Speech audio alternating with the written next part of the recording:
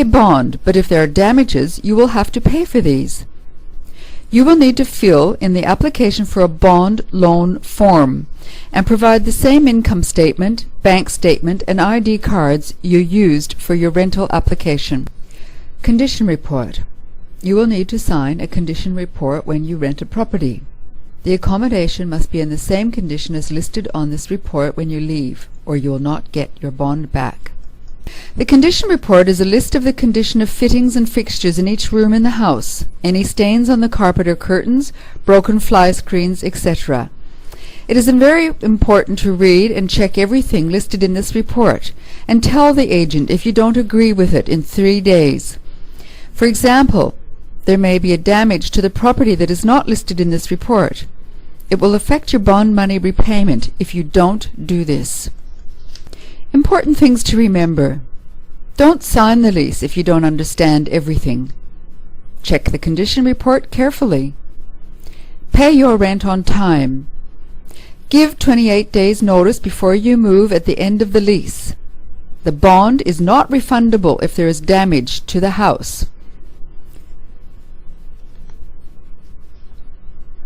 Housing. Renting a house. Aims, March.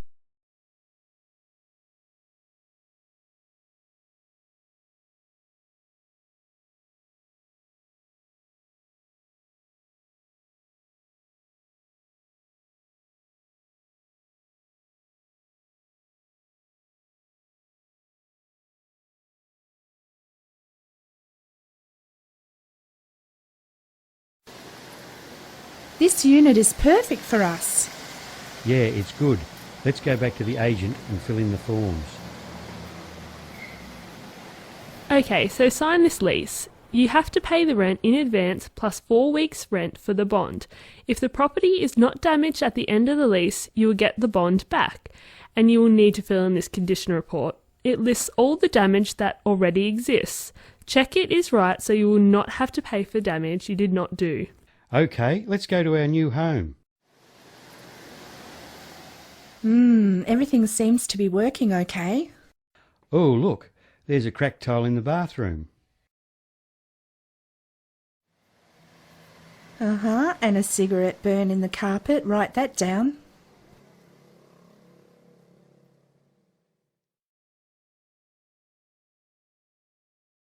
Sawpaw, the oven isn't working.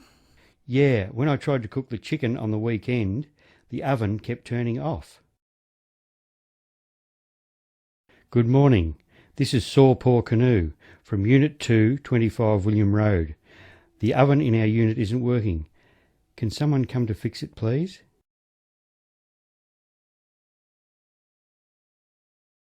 They still haven't come to fix it. Call them again. We can't bake or roast anything. Oh, they might kick us out if we complain. At the end of the lease, Saw and Nan move out of the unit. Here are the keys for our unit. Will you send us the bond? We'll check the condition of the unit first, then we'll contact you. Thanks. We need that bond back. We need that money now. I can't believe it. The landlord said we're not getting the bond back. How come? They said we broke the oven and the carpet is dirty. We broke the oven? I don't believe it. Well, the landlord should have fixed your oven immediately. You could have written down the problem in a letter to the landlord and kept a copy yourself to show that you told them. You could have asked for some free help to do this from a tenancy organisation or legal service. If your landlord won't make repairs, you can get free legal help. I didn't want to complain. He might have kicked us out. You have rights. They can't kick you out just because you have asked for repairs. They need a court order. There are laws to protect tenants. So, is there anything we can do now? I'll help you apply to get your bond back. Oh, thank you. We really need the money. We got our bond back. Lucky we got some help.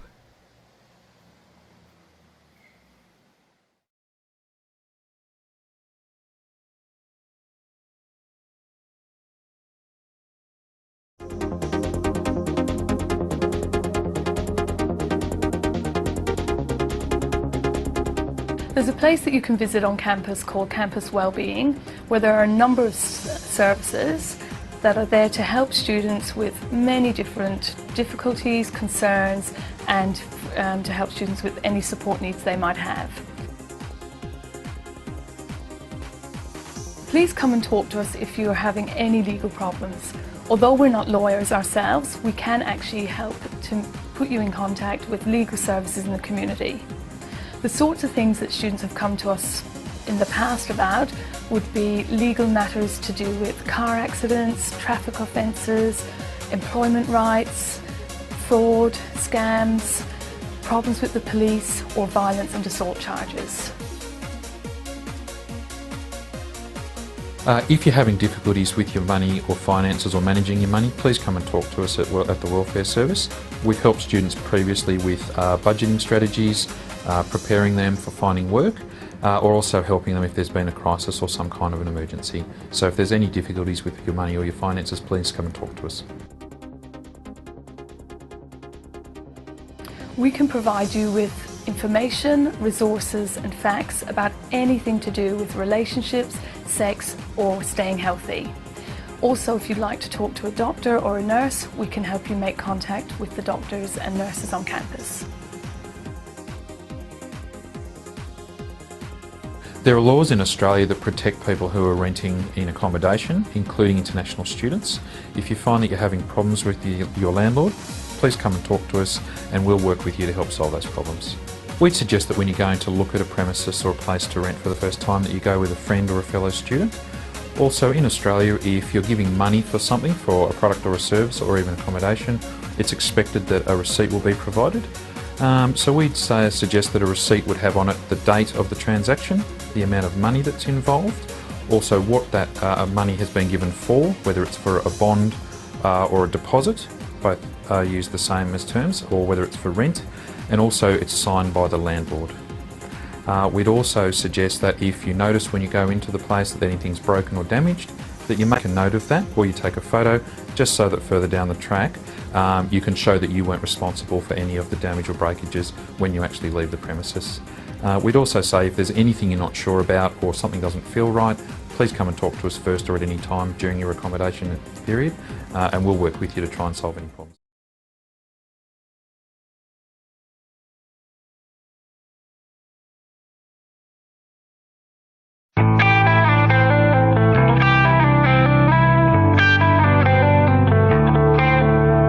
A big issue for me with trying to buy my first home is getting the deposit together. I've heard people talk about needing a 20% deposit, which could be a bit of a problem. I've arranged to speak to Dixie. She's a mobile lender from the Commonwealth Bank, and she's coming around to give me a bit of advice. Dixie, I really want a house, but I have a small problem in the fact that I don't actually have a 20% deposit. Is there a way around that? The first thing you need to have is 5% in what we consider genuine savings. So 5% of the purchase price must be saved over a minimum of 3 months. After that, we can then take a look at lending you more than 80% of the purchase price, so you don't have to have 20% saved up. What will apply then is what we call lender's mortgage insurance, and then yes, you can. So lender's mortgage insurance will actually sort of come in and save the day? Yes, with less than 20% in savings, you can borrow more, and the lender's mortgage insurance will help you do that. Okay, so once I've got my deposit sorted, what's next for me? What do I do then? Well, we should take a look at applying for pre-approval. If you are approved, then you're approved in principle. So we've done all your preliminary paperwork, and you've proven that you actually qualify for a home loan. And when you get the pre-approval, it's valid for a number of months. So that'll give you peace of mind that you can go house hunting. And if you find the property that you like, you can make an offer immediately knowing that you have finance to back you up. So lender's mortgage insurance is an option if I can't make the 20% deposit. But I've got the chance to talk to Effie Zahos, who's the editor of Money magazine. I want to get her advice on how I could save for a bigger deposit faster. Nathan, it takes discipline. It really does. It depends on how much you're willing to sacrifice now to get something later. First thing is I suggest you get yourself a free budget planner. Sounds boring, a budget, I know. The plan with a budget is that it will actually show you where your money's going. Where are you throwing all this money? You're on a good income, where's it going? And then it'll allow you to know how much you can actually save. Now, from there, you need to find an account that actually pays you interest. Online saving accounts are a great place to start, or maybe a specific home saver account. If you want to speed things up a little bit faster, you could look into alternative investment vehicles like shares or managed funds.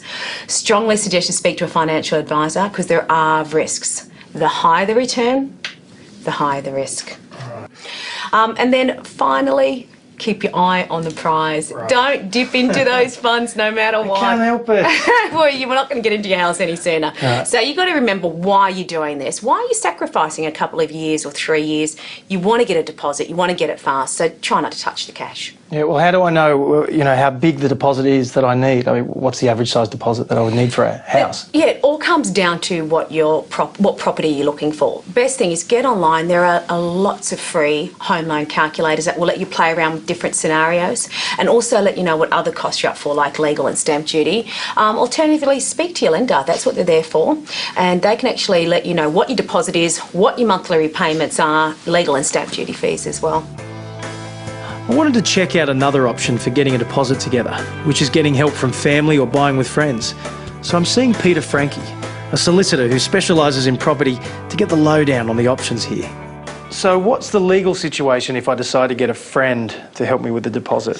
Quite common. Two ways you can do it. One, that friend or family member can be a co-owner of the property. So they would buy it, they'd be on the title, so they'd have a legal interest in the property with you. It's quite a common way of doing it. But perhaps the more common way of doing it is by having them act as your guarantor. Both ways are quite common. Both ways can be legally achieved. Very important, though, that because they do involve a little bit more paperwork, that it is all done correctly. You come and see myself or your licensed conveyancer and have it explained to you properly.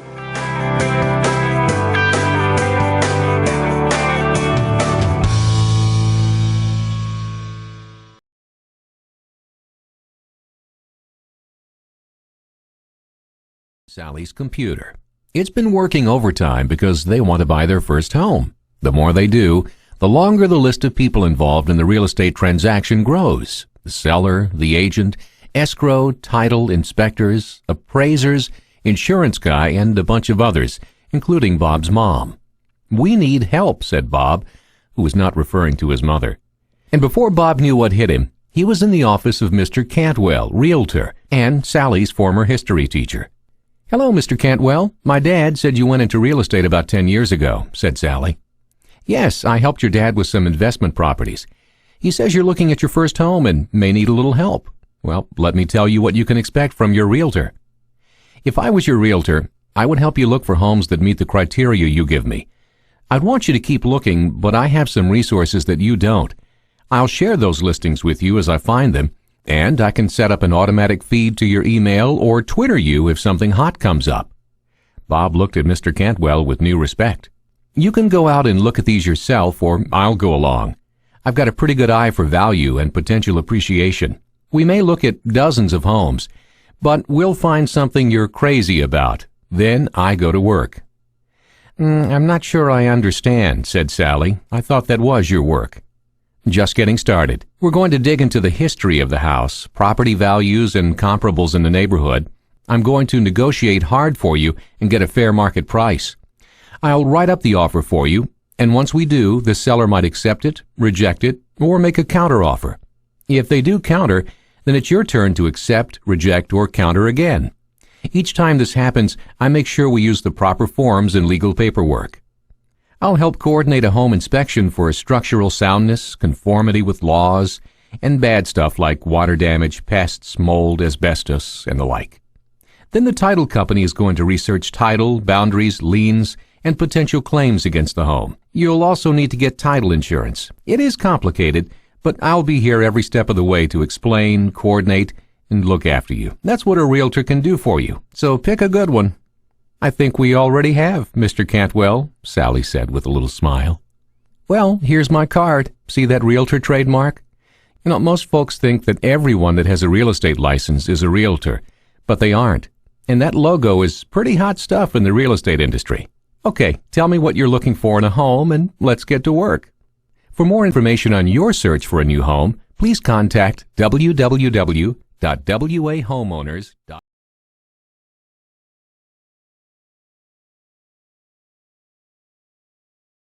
Hello, and thank you for listening to our presentation titled How to Buy a New Home. This is a presentation prepared for you by PM Design and Marketing, powered by New Home Buyers Network, and it is sponsored by Arista Homes, the life-friendly builder. You want more than a house. You want a place to call home, a place that has everything you need to live effortlessly, so that you can focus on the things you enjoy. To get the home that's right for you, you need to consider community. Visit a variety of locations and scope out what is available. Assess your current living situation. What needs to change and what should stay the same? Consider your commute. During rush hour traffic, make the trip back and forth a few times. Price and value. Look at more than just the price of the home. The level of finishes, the community, like parks, playgrounds, or entry features, and the location. All of these things will affect both the price and speed of resale. Builders. You'll need to determine two things about your builder. Are they building the right home in the right location for you? Ask for testimonials and knock on a few doors. It will give. Pay attention to the builder's after-sale service program, and don't be afraid to ask questions like, what is the standard of service? And who can I talk with if I have concerns about my new home? Once you're ready to buy a home, visit the sales representative and express your interest. Your representative should explain everything to you, including all the clauses in your agreement of purchase and sale. Choosing a home. Take a close look at the layout of the home. If you have young children that require supervision, opt for an open concept layout. If you have teenagers, plan to create a living space just for them. Look at closet and storage space, ensuring there's plenty of room for your things. Assess how many parking spaces you need and how you plan to utilize your outdoor space.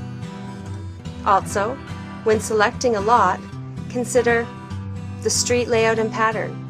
If you want to be in the center of it all, plan to be near parks, community centers, and intersections. If you crave a quieter street, look for cul-de-sacs. And recognize that lots backing onto forest or green space will cost you more, as they offer privacy and are always at a premium. Upgrade things that are difficult to change later are electrical, plumbing, basement window height, and ceiling height.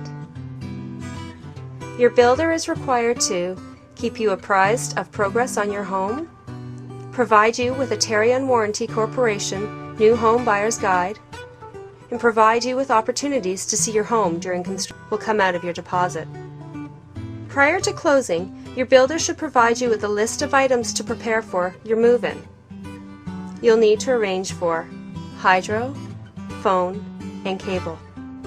Also, look for a builder who gives you information about the community you're about to be in.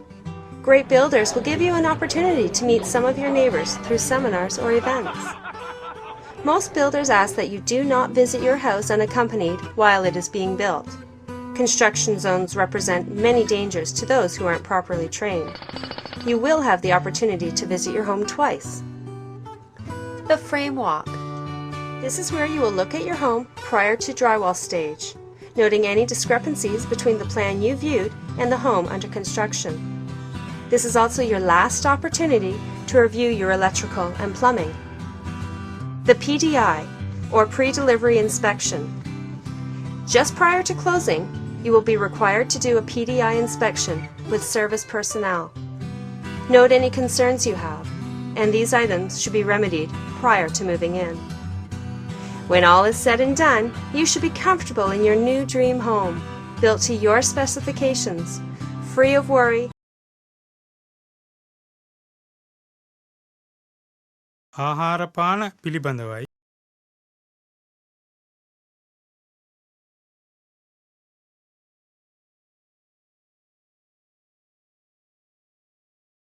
Tuesday, Wednesday, Thursday, Friday, Saturday, Sunday. I love It's 1570. Something amazing has been uncovered deep in South America by Spanish soldiers. The potato. This bug's on a march across Australia. I never let a day go by without a... I can hear our trucks 5 minutes before they pull up. Here's one of my babies now. Over here, darling. Mama's got ya. November, not to mention warm December. I love What is it with fishmongers? What is it with butchers? They get all the glory. Monday, Tuesday, Wednesday, Thursday, Friday, Saturday, Sunday. I love you.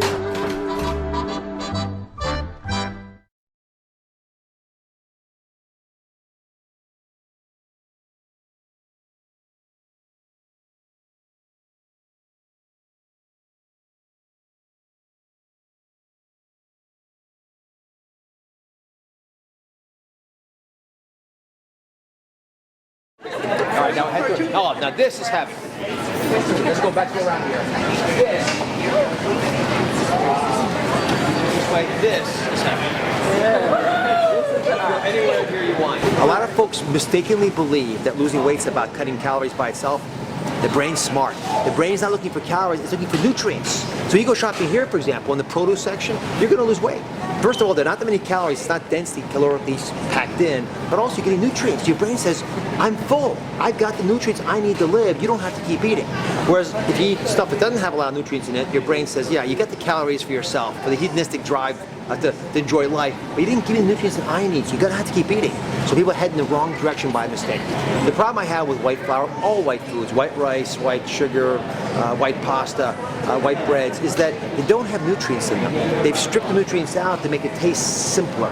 You don't have to make your taste buds die and infantilize them. You know, allow them to taste new tastes by making them experience foods that have some color in them. And the pigments that are in those foods carry with them nutrients that are essential for our well-being.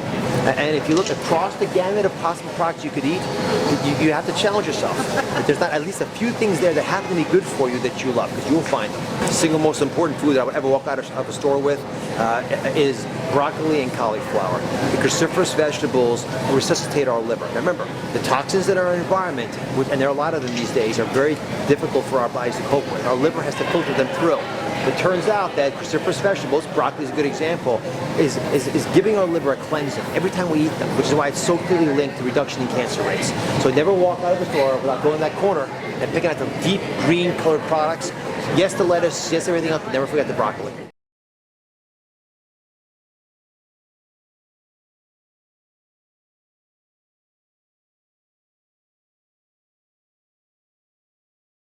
Consumer Reports' Todd Marks was able to cut his grocery bill by as much as half by shopping strategically, avoiding impulse buys. One of the surest ways to save at the supermarket is to choose a store's own brand. On average, you can save 25%. For instance, a national brand of breadcrumbs here is $2.49 for a 15-ounce package. I walk another step and look what we got here. 15-ounce can, 99 cents. It's on sale. That's less than 50% of the cost of the other product. The more basic store value brands are cheaper still, like these economy paper towels and toilet paper. Fact is, some of these products do compromise on quality, but what's the big risk? At worst, you're out $1 or $2, and if you don't like it, you can just buy your favorite brand next time out. You think bigger is better? Not always. Most of the time, bigger sizes are more economical. But about 25% of the time, smaller is actually a better deal. This small can, unit price, 68.9 cents a pound. The bigger can, which you'd think would be a bargain, guess what? Nearly $1 a pound. More bang for your buck, smaller can. Check those unit price labels. And finally, if you're not using newspaper or online coupons, you're losing money. Also important? Make a list, stick to it. Pick up your store's weekly flyer. Third, always use your store bonus card if your store has one. Using your bonus card is easy and could save you hundreds of dollars a year.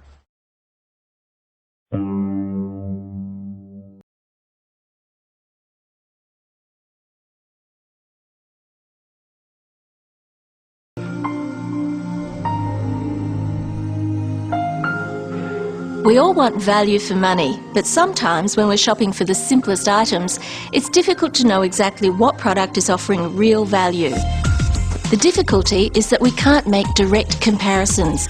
We have to try and compare one item at one price with another which is sold in a different quantity, a different volume, a different measure. You almost need a calculator to work out which one really is the best buy. That's where the unit pricing code comes in.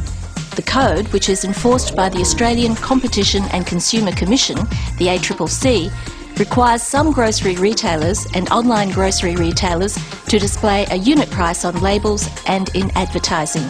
So what is a unit price?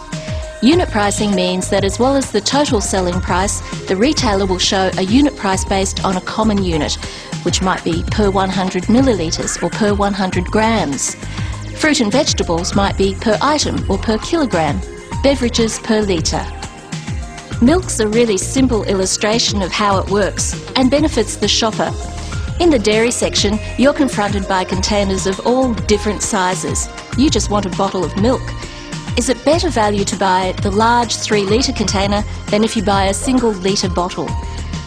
Unit pricing means that the tickets compare prices in a way that answers the question. The cost per litre is shown for all of the packaging options. When the same items are bundled, you get the same question. For example, if a supermarket advertises 5 400-gram tins of soup for $8, the unit price of 40 cents per 100 grams must be displayed in any catalogue or in-store signage where the selling price is stated. This means that you'll be able to compare this special price with the unit prices for all the other soup on the shelf. Unit pricing is perhaps most useful with those items that come in odd measures and usually elaborate packaging. Cosmetics and toiletries are a good example. You can't always tell how much of something you're buying when the packages are bottles, maybe made of thick glass, inside boxes. And when you look to find out how much you're actually buying, it might be 26 millilitres here and 31 there. How is a shopper meant to compare for value? Here, unit pricing standardises the price. It shows you how much you're paying for each 10 ml or 10 grams of the product, or per item included in the packet. So throughout the store, unit pricing can help the shopper make informed decisions about value for money. Small grocery retailers, such as supermarkets with a floor space of less than 1,000 square metres, can choose whether to unit price their stock. If they do opt in, they have to unit price all of their groceries. Some merchandise is exempt from unit pricing. Certain markdown products, electrical items and stationery are examples. You can find out a lot more about the unit pricing code on the ACCC website and from ACCC publications.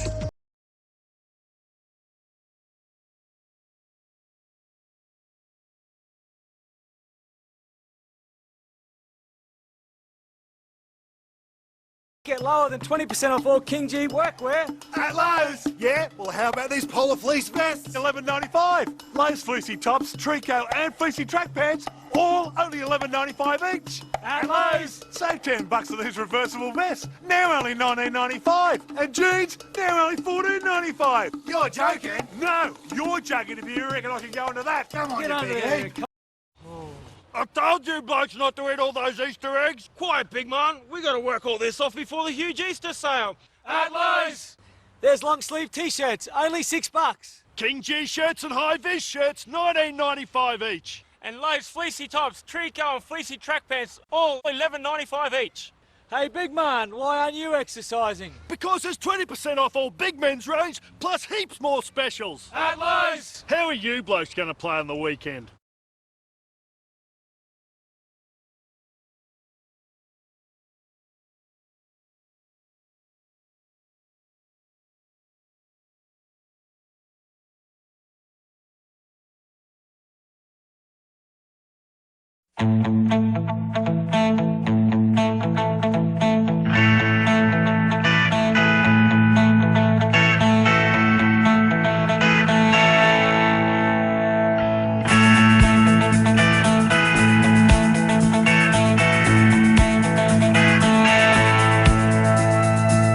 No, it isn't itchy.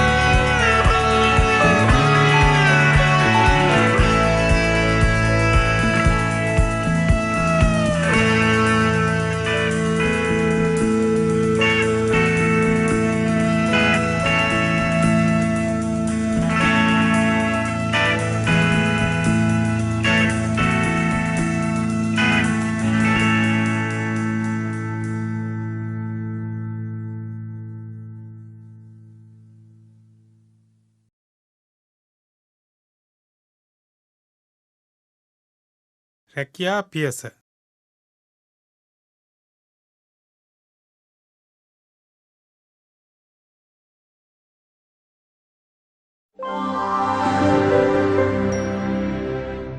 I'm Lisa Birnbach for Howdini.com. You're going for a job interview. How to make the interview work so that you land the job. Carolyn Bigda from Money Magazine is with us. How do you do that? Well, some surveys show that hiring managers actually make their opinion of you within the first 10 minutes of meeting you. So you want to make a really good first impression. How do you do that? Well, the first thing is your appearance. You want to walk in wearing a nice crisp suit or whatever appropriate outfit is for this interview. You want to give a firm handshake and you want to look the hiring manager directly in the eye. Don't people know that?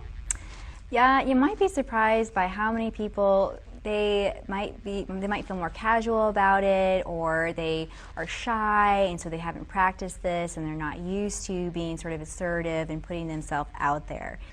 What about clothing? Unless you're working or applying for a job in the fashion industry, shouldn't you be on the conservative side rather than very fashionable? Exactly. I mean, the safe bet is always to wear a nice suit. You know, neutral colors, come in wearing something that's not too flashy, and just be dressed appropriately, look like you want to look professional, and I think everyone has a sense of what professional is. One other thing that you want to practice before you go into this interview is a quick sales pitch about yourself, something that maybe has bullet points or just gets to the heart of what you've done over the last couple of years to impress this manager. Practicing this is key because it has to come across as smooth, but you also want it to have specific examples maybe, or just some key points that the hiring manager will be really excited about and interested in. But not so